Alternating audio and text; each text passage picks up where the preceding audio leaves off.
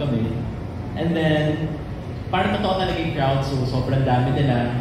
Tapos naghihiyawan sila. As in, parang totoo talaga na nag-script ka. Then ilang takes pa yun, then you were wearing trunks lang.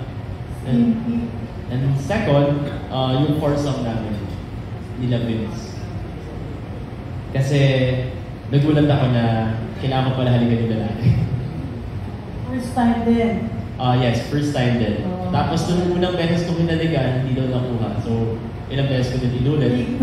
Yes, but that's part of it. So, it's all part of the experience and it's all part of acting. Thank you. Yes, Vince. Ako po, actually lahat naman, syempre, ito lahat tumayo sa akin to kasi kailangan kong baguhin yung sarili ko dito, kailangan kong baguhin yung atake ko, yung mga hindi ko pa nagagawa sa ibang film na dito ko lang kailangan magawa. And then second, yung family, ito na naman yung kahinaan mo yung family, kung bakit ko ginagawa to. So, ang hirap sa akin yun, parang andun yung girlfriend ko at meron nag-aalaga sa akin na, alam mo yun, Yes. naging lover. So, habang nagtatrabaho ako doon sa isang gay bar, tapos nandun siya, tapos nandun din yung nagmaalaga sa akin. No? So, ang hirap sa akin yun, and then yung pagsasayaw, ayan, hindi naman ako, hindi naman ako dancer, din na macho dancer, so pinag-aralan mo rin po, ayun po. Next. And add to that, ang galing, sumayaw. Sample. May narinig akong sample. Yes, everything, every sequence is a challenge to me. Dahil as an artist, we give color to the scenes and how we vocalize ourselves on that character. And yes, everything. Alright, thanks. Hello. Ako naman po, actually, sa isang eksena lang po ako pinaka-nahirapan. At yun po yung eksena namin sa ending with VR.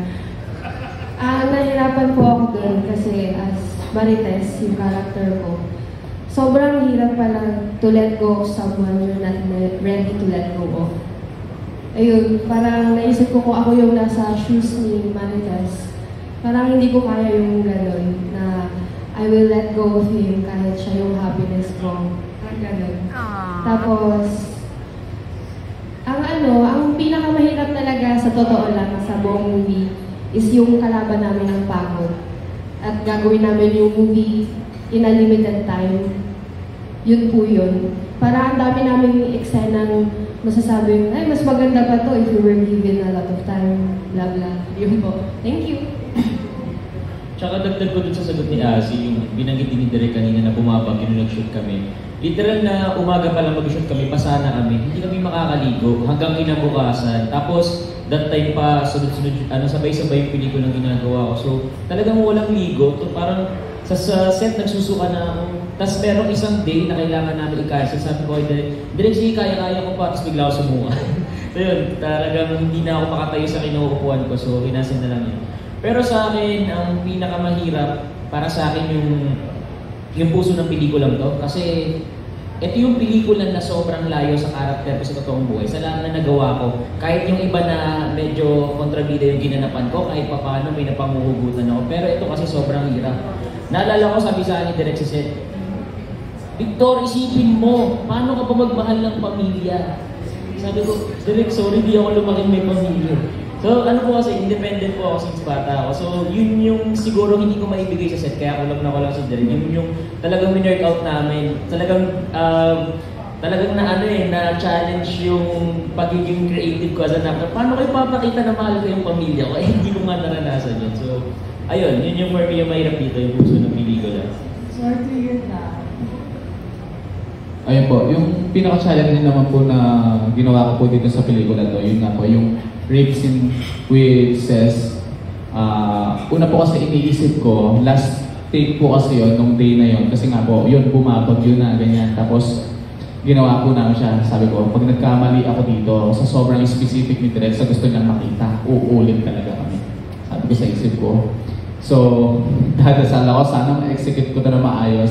Very challenging siya kasi sobrang brutal po nung rape scene talaga. Talagang kahit po ako, nainis ako sa sarili ko.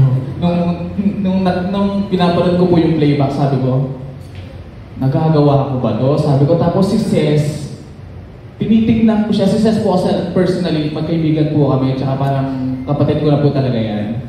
So umiiyak siya sa akin, ganyan. Umiiyak siyang gano'n. Tapos habang ginagawa namin yun, ayun, yung sobrang challenging po nun kasi yung character ko nga is wala akong pakialam sa nararamdaman talaga niya. At tatlo pa kami, dalawa kami yung nagre-rave sa kanya, tatlo kami dun sa rave scene. So, ayun po yung pinaka-challenging talaga. Nice to hear your answers. Thanks, G.